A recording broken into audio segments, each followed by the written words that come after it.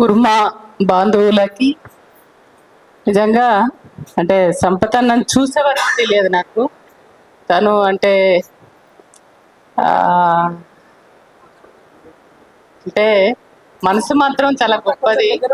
నడవలేకపోయినా తను తాపత్రయపడుతున్నటువంటి తీరు ఏదైతే ఉందో నిజంగా నాకు చాలా సంతోషం వేసింది.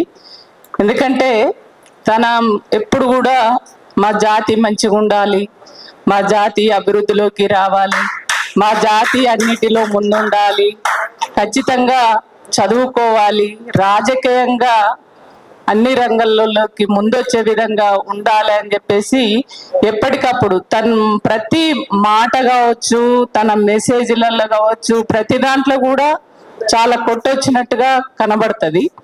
కాబట్టి అందులో భాగంగానే నాకు నిన్న ఫోన్ చేసి, అక్క ఇవాళ కుర్మ కులస్తుల చరిత్ర అట్లాగే బీరప్ప చరిత్ర ఉంది, అది పుస్తక రూపంలో తీసుకొచ్చిరు ఒక మిత్రుడు, ఆ పుస్తకాన్ని వాళ్ళు ఆవిష్కరించుకుంటున్నాం, మీరు తప్పకుండా రావాలి అని అన్నప్పుడు నిజంగా నేను ఖచ్చితంగా రావాలనుకున్నాను.